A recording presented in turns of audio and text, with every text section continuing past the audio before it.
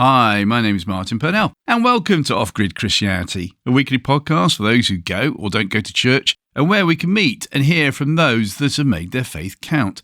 This podcast series is to encourage via conversation. You can contact us as well by email, ogc@accessradio.biz, and biz is spelled B-I-Z. Today's guest, who is he? Well, he's a singer, songwriter, communicator, living in the UK, but originally from the USA. He's passionate about connecting people with Jesus. I first came across our guest when he was in a band called The Band With No Name. Later on, he was a presenter on God TV. Our guest is still heavily involved to this day in live music. He has been helping his Manchester-based church as part of the creative team, which includes lending his considerable skills to many kids' worship albums. He has also co-authored youth Bible study guides and has just had a new book published through Malcolm Down Publishing, The Silent Spark. Level up your potential, helps you discover your unique potential and fan it into flame. So who is this book aimed at? Why has he a fascination with science? What was it like growing up in the USA as a preacher's kid? What has he learned about himself from touring the UK and performing and speaking in churches and schools? What has he learned about his faith? What challenges has our guest faced since the Band With No Name, became the Band With No Gigs? What is Orbitron? All these questions. Time to meet our guest. Now, I used to know him as Chip K, but it gives me great pleasure to welcome to Off-Grid Christianity, Chip Kendall. Chip, thanks so much. Long time no meet sort of thing. Good 25 years, I say at least. So you haven't changed a bit, sir. How you doing? Oh, great. Thanks so much for that great introduction, Martin. It's really good to be here. Thank you. Well, I've already said you're based in Manchester, so I don't have to ask you where you are based now because I've already said in a Manchester-based church. Unless, of course, you're flying by private jet to help out every Sunday. That would be amazing. I actually found out, I had a long chat with Israel Houghton. Do you know who he is, Israel? Yes, I've heard of him. He used to do that back and forth with a jet to lead worship in a big church in Texas. And that was actually what he did. Every other week, he was leading worship at that church in Texas. So we jest, but it does actually happen. Yeah, the mind boggles, doesn't it, really? Yeah. If anyone wants to give me a private jet, let me know. Thank you. Moving on. Let's go for 5 questions then, if that's all right. 5 questions to find out a little bit more about your good self, sir. Question number 1. If you could invite anybody from history for an evening meal, alive or dead, so that you could ask them questions, who would it be? Wow, that is such a great question. You know, I have a huge affinity to David from the Bible. Love the fact that he was called a man after God's own heart. He was a singer-songwriter, a bit like myself. But he was also a warrior, you know. He was someone who really was willing to put his neck on the line when it came to it for his country and for his God and for his faith. And so I actually would love to hang out with him. We might have a few translation issues, but I've got friends who speak Hebrew. I'm not sure how similar it is to ancient Hebrew, so maybe they would have to be in the room to be a translator for us, a little go-between. Maybe we'd have a little bit of time to write a song together. That would be incredible. That would be super cool. But yeah, it'd be King David. Yeah, we have Google now, so I'm sure Google Translate could do it for you. So that wouldn't be an issue, would it? It'd be good to see if you could rhyme in English as well and go, no, you don't use that word, Dave. Maybe, would you be allowed to call him Dave? That's another thing. Dave, me mate Dave. Yeah. You just turn around and say, I'm sorry, Dave, but we don't really need a harp on this one. You know, you're a bit out of time as well, mate. Stick to the tambourine. No, don't. Loads of things like that. That'd be great. Yeah. Good answer. Yeah. There's a great story, you know, at the beginning of Psalms 8, which is the chapter that a lot of people have heard of because it talks about that God has ordained praise in the mouths of youth and infants in order to silence the foe and the avenger. So that's a really famous psalm. That's in Psalm 8. But what people don't realize, if you look just before verse 1 of Psalm 8, it says it's the Psalm of David written on the gittith, which is an instrument of Gath. Now, who came from Gath? Goliath. Goliath came from Gath. So here he is. He's not satisfied to defeat this giant as a youth himself with the word of God, but actually he has to go back to the guy's hometown, learn to play an instrument from that hometown, and write a song about the youth silencing the foe and the avenger. And I think that's the most rock and roll punk thing I've ever heard of in my life. That's really good, isn't it? But David went and did that after defeating Goliath. I just wonder, if you're from Gittith, would you be known as a Git? Just a thought. Gittith was the name of the instrument. Gath is the name of the town. That's right, wasn't it? I'll edit that bit out because it doesn't make sense then, does it? You can say if you play the Gittith, does that make you a Gitt? Yes. Thank you. Yes. Brilliant. I'll hook it, you fry it. There's a certain quote from a famous film. Very good, thank you. Of course, you'd have to cook him a meal, though. What would you cook, Dave? Oh, what would we cook, Dave? Good question. He's a king. Yeah. Really great food, isn't he? Yeah. Oh, I think I'd take him to Five Guys. Five Guys burgers and fries. Yeah. Very good. Well, he can afford it, so you're all right. How many shekels is that, sir? He says. Question 2. Who is your favourite biblical character or favourite biblical story or favourite parable, please, Chip? Oh, well, I've already talked about David. He would definitely be at 2 Samuel 17. But I think another one for me that is a standout is Peter, and I think what we know about Peter from the books of 1st and 2nd Peter, but what we read about Peter in the Gospels is when he was quite early on. So I think it's really great, this perspective that we've got of kind of like young Peter, older Peter. And both sets I just relate to on so many levels. And I would just love to talk to him about what was it like walking on water, that whole story, and saying, did he do it again? Did he teach other people to do it as well? We don't read about these things or hear about these things.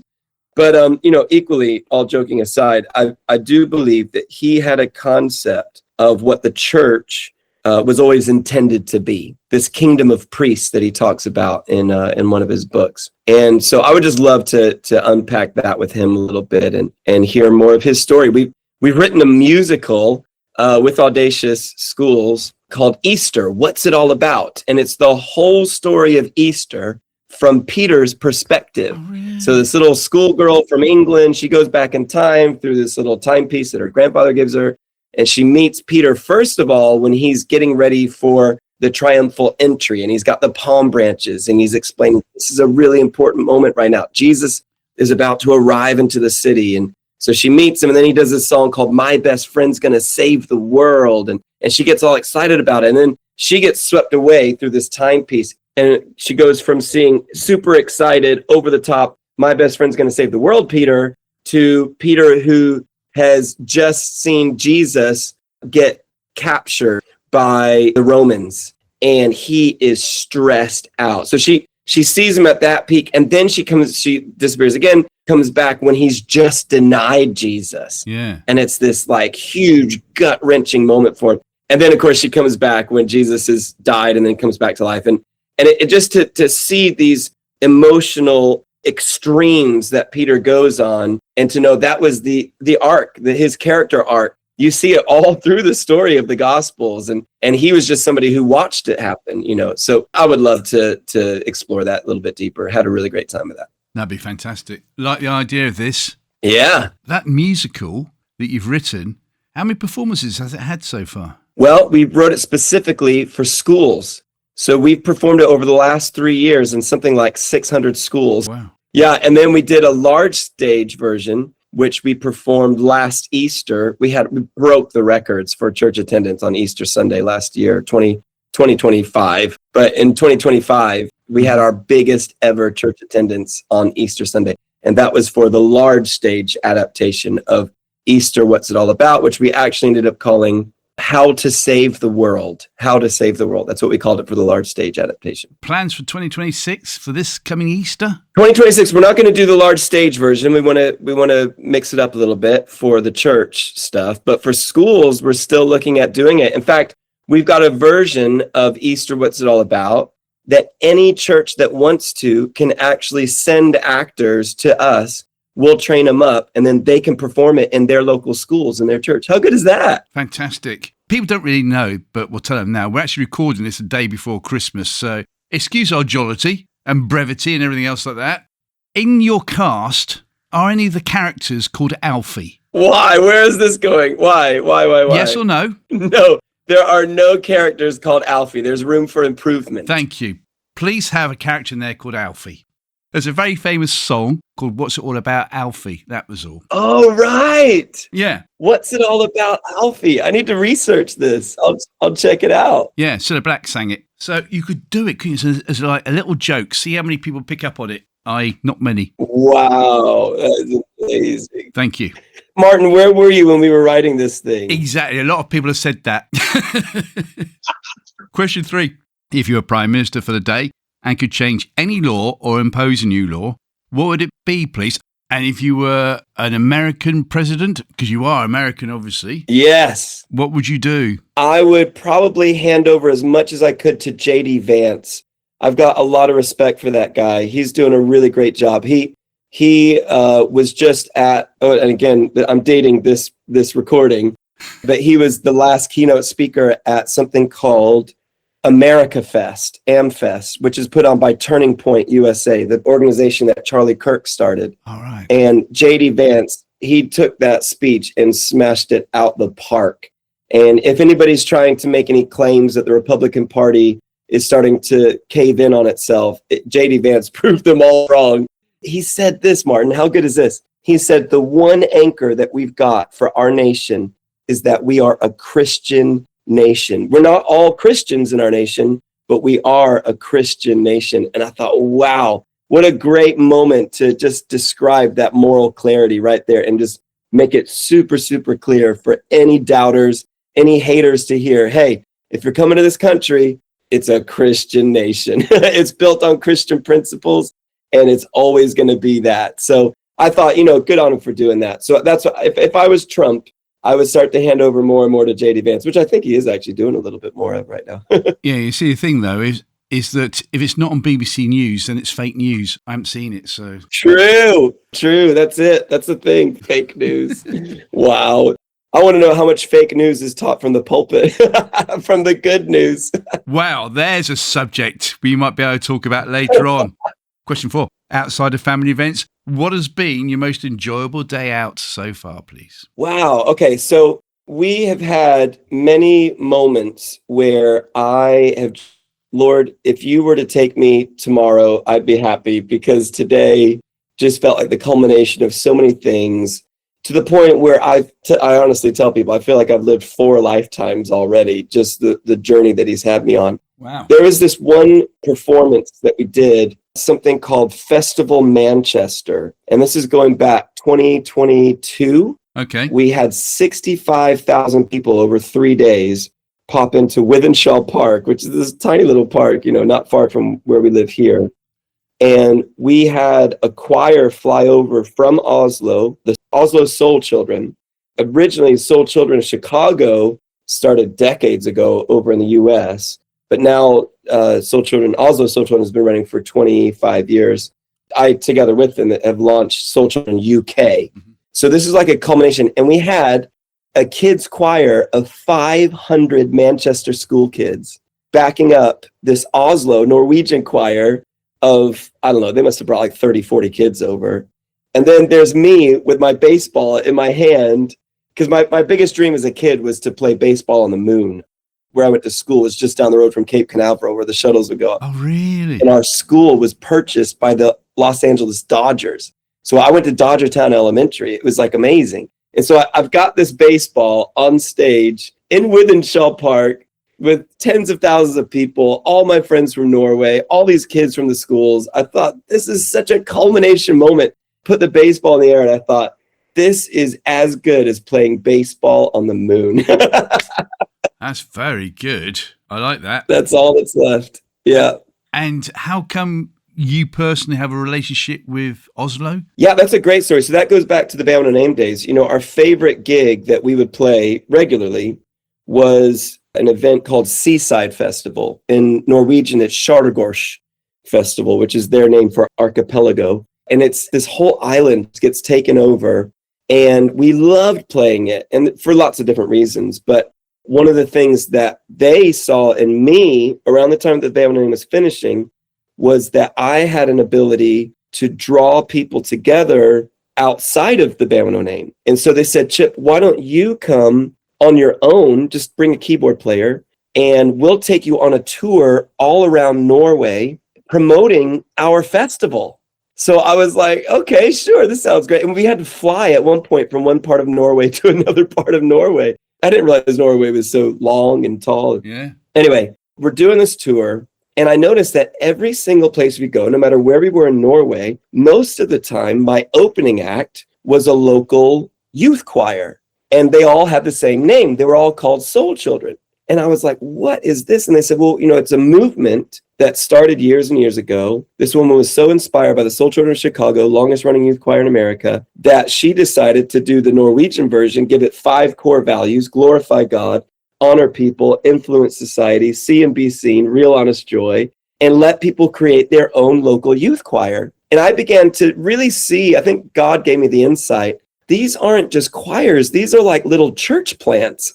And they're working. Like, it's really, really great. These kids love Jesus. A lot of them aren't Christians when they first join the choir. They just hear about it from somebody at school or whatever. So I get to meet the lady that started the whole movement at the end of that tour for a Seaside Festival. I find out that she was a major component in getting Seaside to the point where it was. I never knew that. I asked her, I said, why don't you have any of these choirs in England? Because I know you have them all over Europe. And she said, that's a good question. We're waiting for the right person to come along. And long story short, a few years went by. They invited me out to the Soul Children Festival. I don't know if you've ever seen 1,000 young people performing together in a choir. Have you ever seen that before in your life? Don't think so. They had 2,500. And I mean, the stage was not big enough to fill the whole side of this arena. It was incredible. I was blown away. I was like, writing songs. They were singing some of my songs. So in the end, I was part of the original group of trustees that helped set up Soul Children UK. And check this out, Martin. We have something like 10 youth choirs that are all British now here in the UK, part of the Soul Children UK movement. Wow. Now, my son, who's musically minded, because that's what he did at university, he read only this week that there's going to be moves afoot to make the government in the UK get primary schools to join choirs. No! It's going to be compulsory. That's what they'd like. Now, when they start a sentence off with could, you know that it's just maybe polite time wasting by the journalist.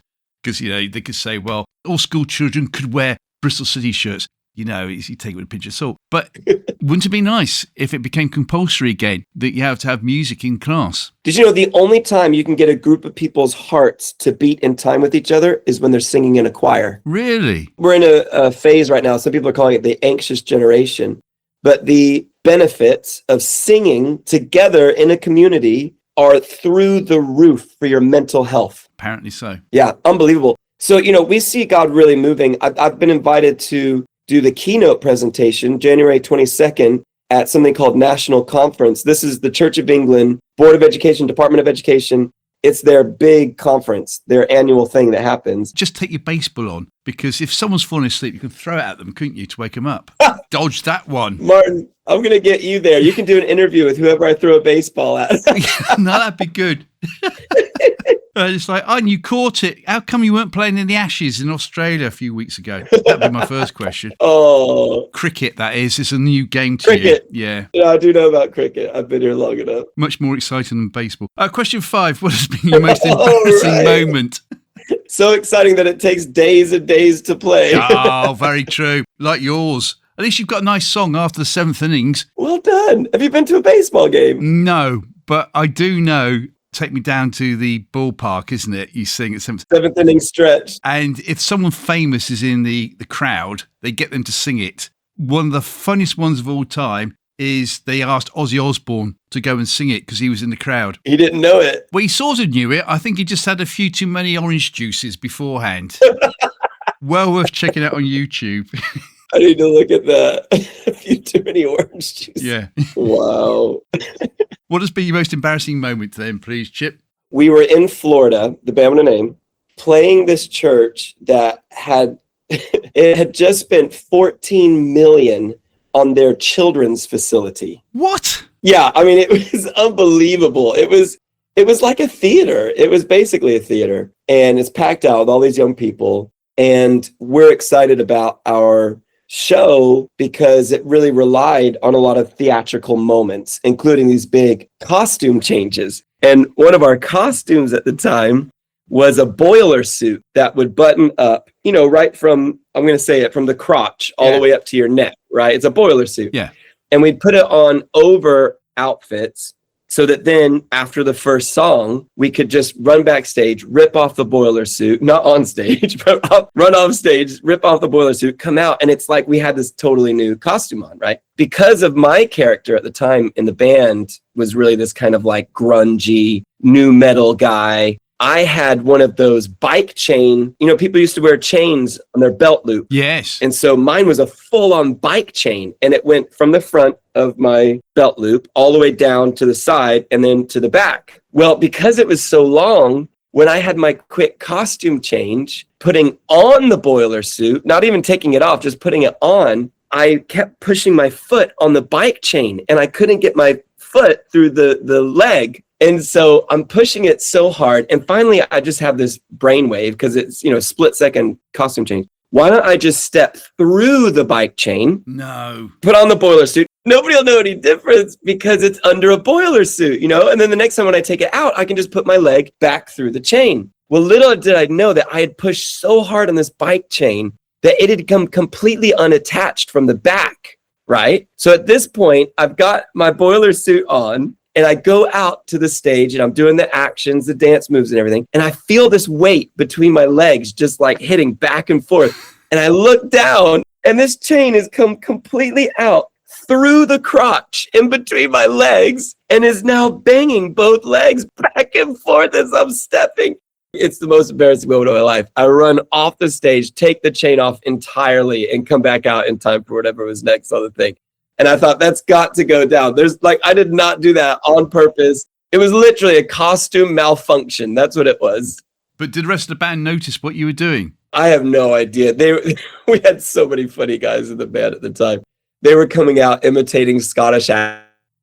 We were in America. They don't really know any different, Yeah. We just had a good time. It was a really good time. It's interesting, isn't it? £14 million on the theatre. I can just hear Tony Campolo's voice in my head thinking, well, maybe they could use that money to go and feed the poor and just go and rent a theatre. That's the thing. They did that as well. This was a church. They so valued the fact that families would come to their church that they would spend, I think it was something like 3 times as much on the kids' facilities than they would on the adults, because they're thinking this is the reason that people are coming to church. Yeah. They looked after us so well that their hospitality was through the roof. I think they actually picked us up at the airport in a limousine and drove us to the church in the limousine. And we asked them, we said, how are you doing this? And they said, we've got a guy in the church who runs a limousine company and he sees this as his gift to the church. And so we were like, well, we can't really fault it. You know what I mean? No, it was just so powerful. And in some ways, I think there's something the UK church can learn from the US, because we are very quick to be cynical. And bless him, I love Tony Campolo. I had about half an hour with that guy. He gave me so much wisdom.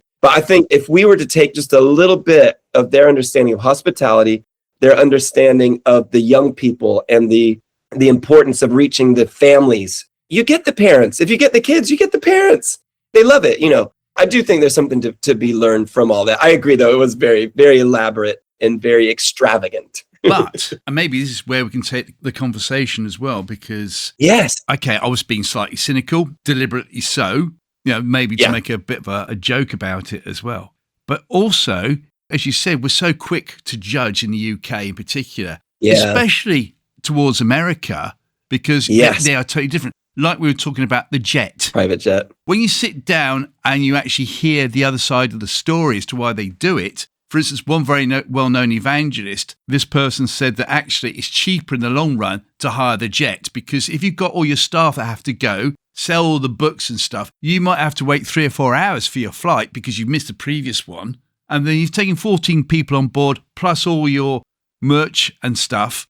Actually, you can justify it. And you're going, yeah, okay, but in the UK, we wouldn't do it. So consequently, you're wrong. That's basically our logic, isn't it? Because we also are very good at taking things, but not looking at the context behind it. Yes. So let's move on then. Let's roll up our sleeves. Let's go for it. Okay. You as a Christian, been a Christian for yonks. Yeah. You're now living in the UK. Yeah. What does context mean to you? Yeah, context is really valuable. Even in storytelling, something that I've learned a lot is that people care about the end of the story and they care about the beginning of the story. but quite often they don't care about the journey from the one to the other. The idea of context is this idea that actually there's room for change, there's room for transformation, there's room for a better story to be told if you understand the context, if you understand the middle of the story. One of my favorite filmmakers is Baz Luhrmann, and he was asked the question, he's the guy who did Romeo and Juliet, Moulin Rouge,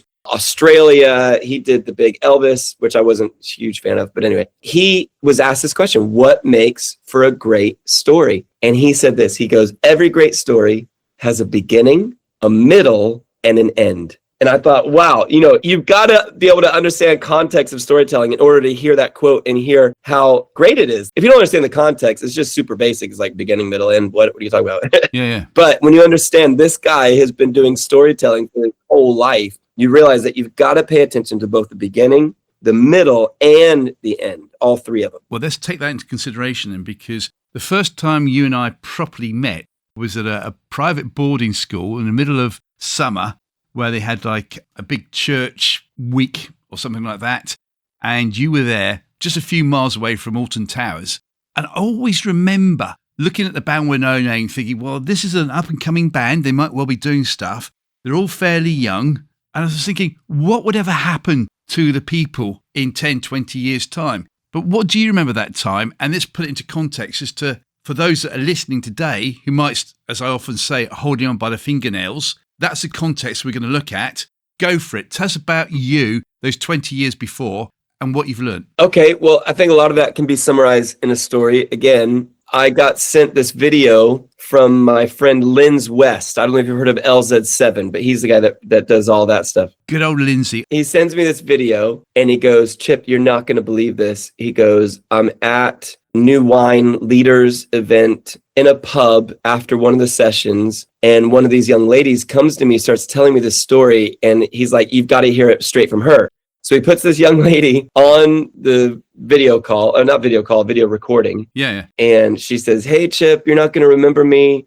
I'm from a really tiny little town down in Cornwall, and I just was telling Linz, and now I'll tell you, that you came with the band on a name, you did a whole week, and at the end, you asked people to put their hand up if they wanted to give their life to Jesus.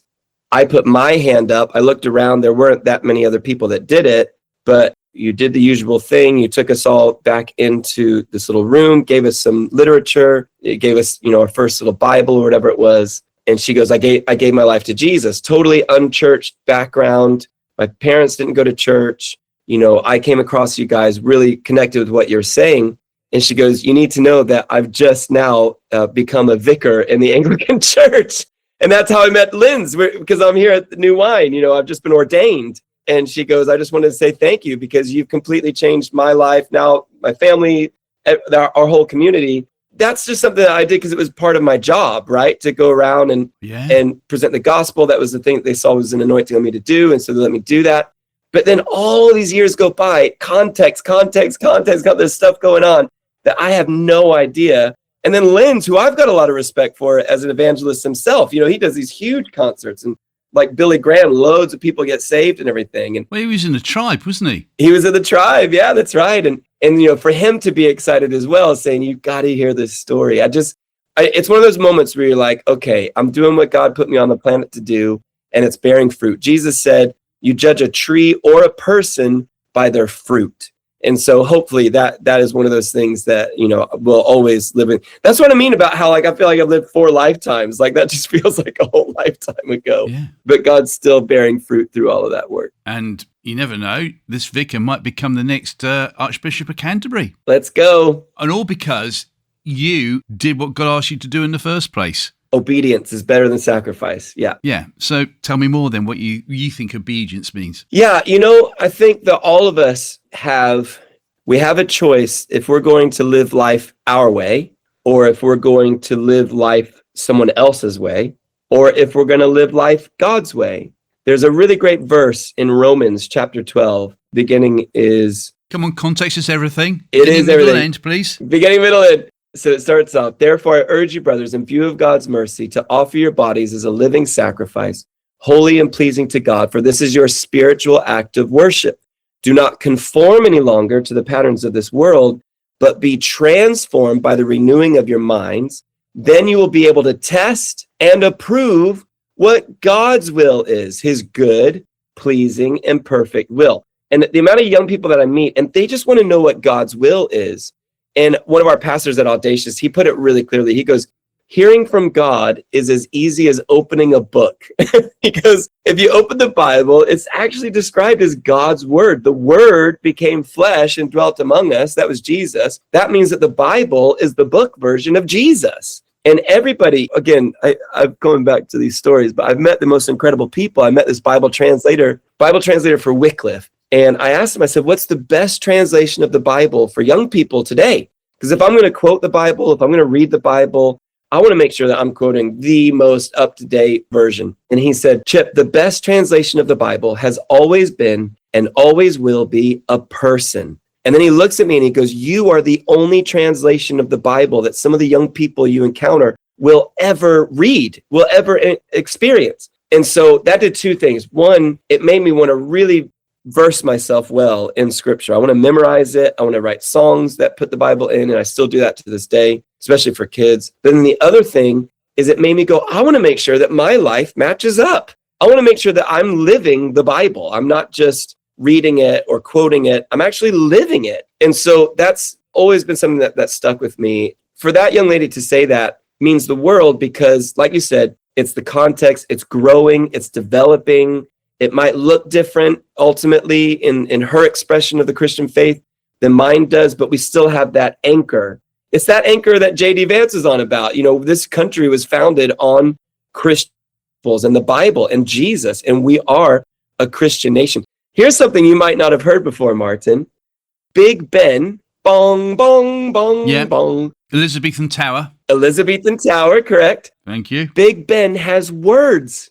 Do you know what the words of Big Ben are? No. It's written on a plaque inside Elizabeth Tower. Have you ever been inside the tower? No. Have you? Yes, I have. Oh, get you. Written on a plaque. It says, words and music of the chimes. Music from Handel's Messiah. That's where those four notes come from. I know my Redeemer liveth. Bong, bong, bong, bong. And everything is in those four notes.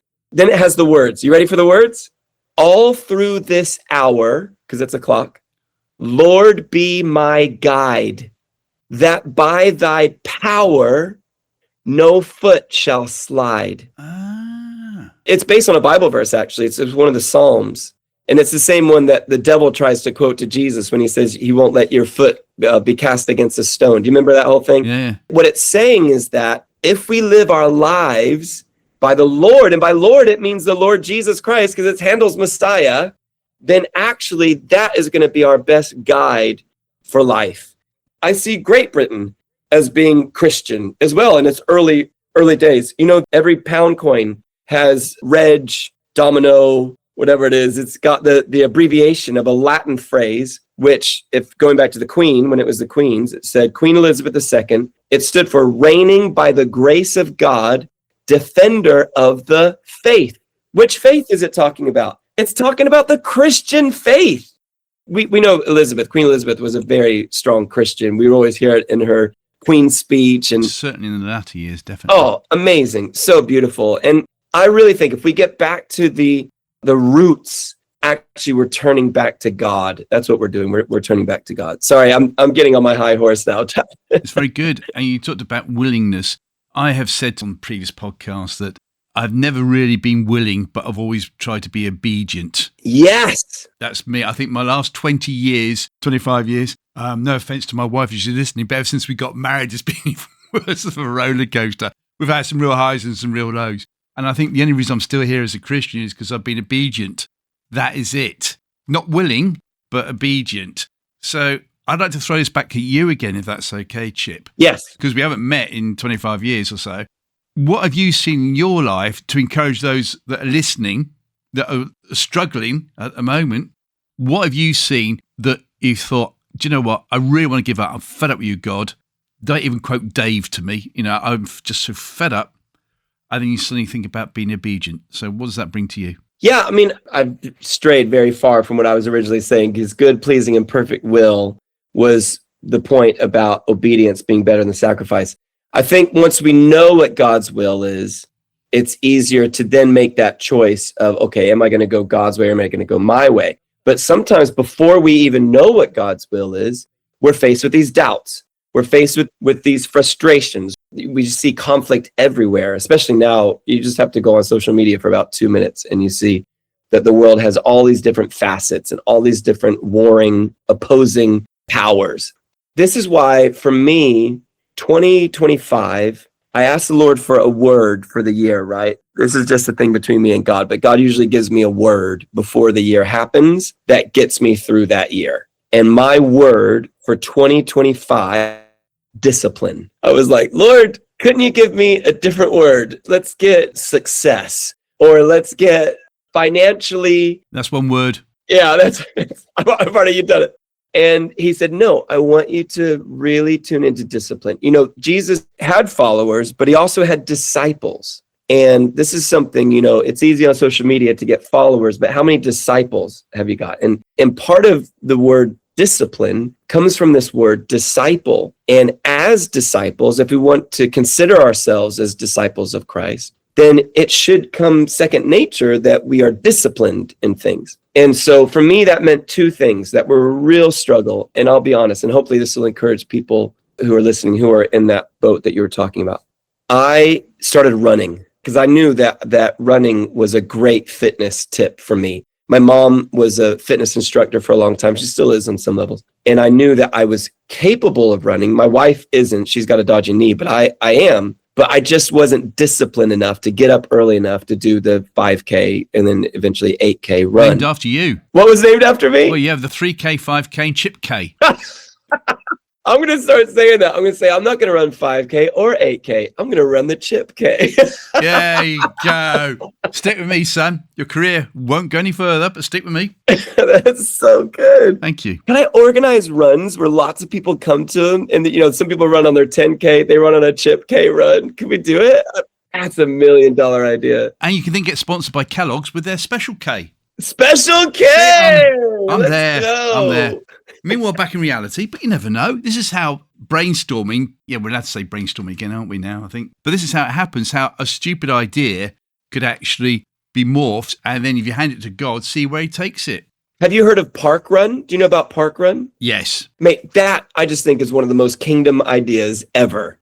To have all these people running around in creation and cheering each other on. And anyway, so let me finish my point. So I started running. That was a big deal. And that almost, I would say it almost was like a tandem thing with my spiritual walk. Mm-hmm. It was like the more disciplined I got to get up and run. Because it makes sense, doesn't it? I'm praying on my run. I'm listening to podcasts. I'm worshiping. I'm writing. I'm thinking creatively. And it did so much for my mental health that I didn't even know I needed until I actually started to run. The other thing that I did was I got very strict about us as a family plugging in our devices in our, what we call our utility room. Nobody's allowed a device in the room. You plug it in down there. That's the agreement. It's just, I will personally go into your room or upstairs or downstairs to take your device from you to go plug it in. That's how much I care about your mental health and your focus and all of that stuff. So those two things happen. And I can honestly say, we're reaching the end of the year. I did it. And now, do you know what word God's given me for 2026? This is me entering prophetic mode, right? The word is stop. Stop. It comes from this book that Charlie Kirk has written called Stop in the Name of God. And it's about Sabbath. It's about recognizing the power of the Sabbath, to take a moment where you're just with your family. You're just with God. No distractions, like zero distractions. For a day, a week to do that. And so that's the word that God's given me over 2026. And I'm excited. We've got our sabbatical coming up. My wife and I have served at our church where we've worked for 12 years now. So we've got our sabbatical coming up, which is great. We've got a few other things planned, which are just really exciting. If you are genuinely angry at God, or you're upset, or you're frustrated, or maybe it's just the cares of the world, you're worried, I would encourage you, get alone with God. Just get one word. Find out what that word is. Stay committed to it. Be disciplined about being committed to that word and watch what God will do. There's a reason why these things are called word of the day, or they're called, God's word, all these things. I think that when people have a word from God, it counts for everything. Everything comes into alignment. It makes sense. Just get that word from God. But also you need to check it out as well to make sure. You've got to keep your end of the bargain. Yeah. There's the old story, isn't there, of a chap saying, I wonder what God wants to say to me. He opens up the Bible and he falls on a verse where it's about Judas went and hanged himself. And then he closes it. Oh, I've heard Yeah, this. and he opens up again. Go and do likewise. Exactly. I know there's a bit of a joke there, but also, if you take it into context, make sure that you hand it over and get people to pray with you to make sure that it's right, that you're submitting it so they can follow it as well. And find that person. You know, that when that Bible translator said to me, he goes, you are a living, breathing, walking Bible. Find that person that you know is that and get their advice. Ask them, what does the Bible say about this topic? What does it say about this subject? What does it say about this theme or this way that I'm feeling right now? You know how Subway says there's a sub for that. Whenever they talk about no matter what you're feeling, what emotion you're going through, we've got a sub for that. Actually, the Bible says there's a word for that. There's a verse for that. There's a seed for that in God's word. Whatever you're struggling with, there's a seed for that in the Bible. So you're taking a sabbatical. Yes. What does a sabbatical actually mean for you, Chip? Well, that's what I can't wait to find out. For me to try to put too much into that and read too much into that or start to preempt that, I think is a little bit getting ahead of myself. And this is something I've had to learn all through life. It is possible, even with the prophetic gifting, to read too much into the future. And then what happens is you start to overthink. Yeah. So I can guess what I need a break from, having experienced the last 12 years that I've experienced. But I don't know how God's going to refresh, how he's going to rejuvenate, how he's going to revitalize, how he's going to revive something in that break that I really, really need. You know, I've got a few things on the horizon that I'm able to look at and go, could it be that? Could it be that? Could it be that? But actually, I'm just excited to do day by day. Do you remember Godspell? Yeah, very much so. There was that song that said day by day. I got to know it through a band called DC Talk. They did a cover of it. I was just going to say same thing, because I think the words are actually from Julian of Norwich, I think. No. It's somebody like that, day by day. Help me out, Martin. If you find it, send me a link, because I'm going to dive into that. I will just check. To love thee more dearly, follow thee more nearly. Now, DC Talk, they were very instrumental, really, for Christian music going where it did. I could bore you to death on that. So the miracle of editing and Google, I was close. It wasn't Julian of Norwich. It was St. Richard of Chichester in the 13th century. Wow, Chichester. But there was also a famous seafarer called Chichester. I think he was the first person from Britain to go around the world in the 1960s. Wow. I think so, something like that. Brilliant. Yeah, it wasn't Julian of Norwich. It was Chichester. There you go. Sir Richard. To know thee more clearly, to follow thee more nearly, and to love thee more dearly.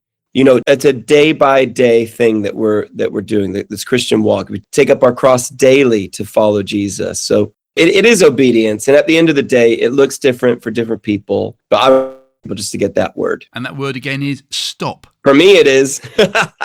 Yeah. So how long is your sabbatical going to last? We have 2 months available to us. It remains to be seen whether we take a month's extra paid leave and then just go away for 1 month. I think we might actually end up doing that, go away for 1 month. We're going to Honduras is the plan as a family. Got some friends of the family that own a really great ministry there, do some really great stuff. So we're going to work with them and work. Try not to work, but make it from a place of resting, recuperating, and hearing from God. That's what a sabbatical is all about. Let's talk finances, if that's okay.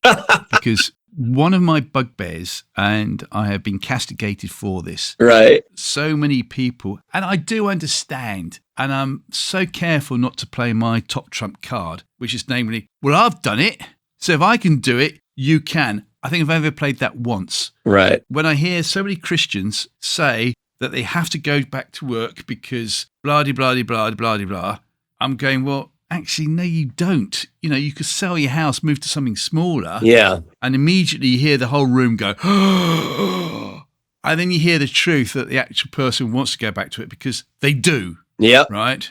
So I've learned to keep my gob shut, basically, so many times.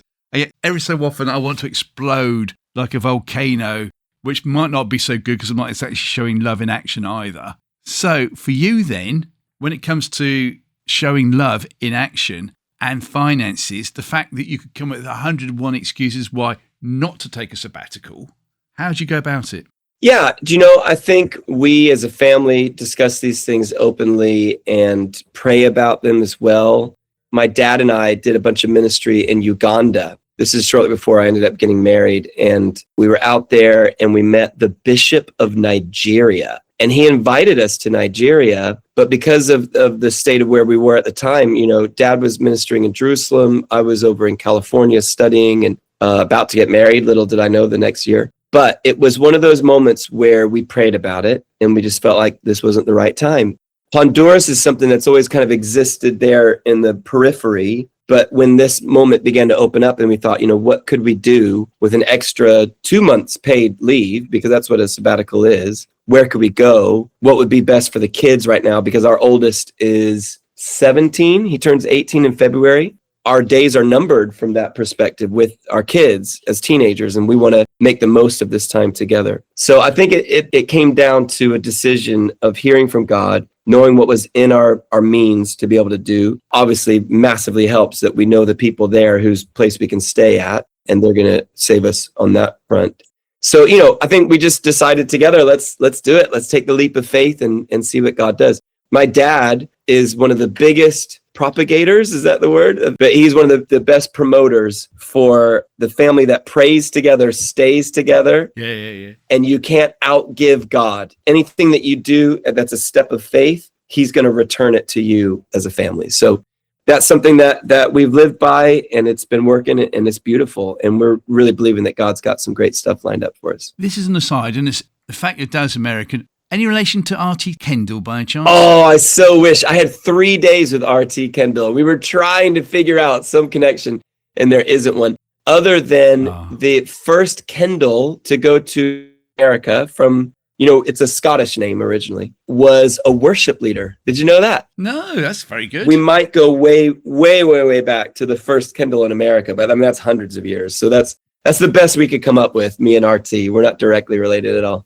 Oh, what a pity. But it's interesting, though. Yeah, I love that guy. Let me take you back then to some dark areas, if that's okay. Yeah. Purely because I want people to feel encouraged. So this is the whole context of the thing. What specific incident can you remember whereby you're thinking, no, I just want to give up? Yes, this happened. It was from a series of meetings that I had. And it was a few people that I had met and a few conversations I had with my wife. And it culminated in this moment where I sat down with my friend Tim, who was a chaplain at a private boys' school in Llandudno, David's school. And I sat with him and I looked him in the eyes and I said, I'm thinking of giving up on music entirely. There's no money in it. There's not much of a future in it. I'm sure I've got plenty more in me that I can do that isn't music related. And Tim looked at me, and I don't know if it was a gutsy move or if it was just he trusted our relationship well enough to be able to say this. He just looked at me and he goes, "How dare you give up on music?" He goes, "Music has the power to become like a splinter in our minds and in our thinking. Music can go places that we will never go." And he goes, "The power of music to transform a life is a gift." He goes, "Chip, you have a gift and you've got to be a good steward of that gift." He goes, "Please," I'm speaking on behalf of years and years of ministry in schools and everything that I've seen you do. He goes, "Please don't give up." And, I went away from that conversation and I think it's exactly what I needed to hear. He was the only one that could really shake some sense into me. Yeah. I wasn't getting it from anywhere else at the time. I'd love to say that the conversation come from my dad or from my wife or from my pastor or something like that, but it wasn't. It was this chaplain who had served day in, day out, year in, year out, different kids all the time, who I have a lot of respect for the stories that he can tell and the journey that he's been on in his faith journey. And man, he looked me in the eye and he said, "How dare you?" I mean, it's exactly what I needed to hear at the time, As somebody who naturally encourages others, there is such thing as tough love. And sometimes the best way to encourage someone is to look them in the eye, give them a bit of a wake-up call and say, "Hang on a second, you have a gift and do not just squander this or throw it out. This is something really powerful." And I can honestly say that laid a new foundation for me, and I just took it to the next level. In fact, that leads me to talk a little bit about Silent Spark, my book. Well, before you do, just to get in context, if that's okay, because I do want to know about that book, and then we'll wrap it all up with the last question. How long ago was that when you had Tim telling you the tough love bit? Good question, because it was around the time the Band with a Name finished. So that would have been 14 years ago now. And the punchline is, you're still here. Still doing it. Still going strong, writing more songs than ever. I mean, it's beautiful. The fruit of his investment in that provocation is just untold. It's way too much. I can't quantify it at all. But I reached a similar moment. So when our kids, forgive me if I'm getting ahead of the curve, but when our kids reached the age where they were no longer in primary school, I began to ask the question, Lord, am I done with primary school's ministry? My kids are older than that now. You know, I've spent all these 25 years going into primary schools, which I love it, but I'm ready to kind of graduate, move on to something else. And I just felt that provocation again from God saying, you are now scientifically, technically an expert. You know, you have to have 1,000 hours of experience doing something before you're an expert. And he goes, you have more than 1,000 hours of experience passing wisdom to children and young people. I've just over time with Soul Children and everything, I've learned that my sweet spot of the age group demographic to reach out to is like 9 to 12, 13-year-olds. I think in British school systems, it's called Key Stage 2 and maybe a little bit of 3 as well. Key Stages 2 and 3. And so I began to pray about it and say, Lord, well, how do I pass my wisdom, anything that I've got, in a way that this anxious generation can understand? I'm already doing songwriting. I'm still going to schools. I'm speaking at the national conference. What can I do? And I just felt like God said, put it in a book series. And this isn't completely out of nowhere for us. My wife and I, as you read in the introduction, we wrote the Youth Bible Study Guides. That was around the time that I met that Bible translator. And he said, you are the best translation of the Bible. So I believe that this next is called the Level Up book series. This is kind of like the next phase of being able to pass on wisdom. And anything I've learned, I've packed it into these books. And they're really cool, actually. They've got little sections where you can fill in the answers. We do these little deep dives in certain historical figures. And then you've got these questions that you can fill in your own answers to. And then you can go back to it and kind of look at it a bit like a journal. You've got sections which are more science-y, talking about nature. You know, the Bible says in Romans chapter 1 that God's invisible attributes are made visible through his creation, so that all people are without excuse. And, you know, you can't look at that gorgeous sunset and go, there is no God. You can't look at that mother holding her newborn baby and saying, oh, life is just chaos and it's a chance. No. There's definitely design to all this stuff. So we try to point him to science stuff as well. Which is fantastic. And what's even better news is that it's in the Grace font as well. Hey, there you go. Dyslexic friendly. Yeah, so it's dyslexic friendly as well, which, as you say, 9 to 13 year age group, it's just perfect. Yeah. Because kids will be able to read it and realize, especially as on the podcast we did about dyslexia with Sarah Grace herself. Wow. They took the book in to try it out in a group. And this child came up and wanted to speak to us. So I really enjoyed reading that. And she could just see the teacher's jaw drop because she was like really distant all the time, would never speak. And for the first time, she was able to come up and read something. Come on. Isn't that beautiful? It's fantastic, yeah. So you're in the Grace font as well, which is brilliant. Chip Kendall, who is your Christian hero, please? Oh, my Christian hero. I'm going to do it. I'm going to say Charlie Kirk. Charlie Kirk, the way that man lived his life in the shortcut, far too short. The way that he is so public and so in the public eye, you know, with all the videos that Turning Point made and the debates, the open debates that he would have, where he would gladly speak to people who were the first ones to disagree with him. And the way that he was a good husband and a good dad. And even in the end, the last book he wrote was about the Sabbath and understanding the importance of God's word and living your life by God's word. You know, and he wasn't perfect. I have to say that.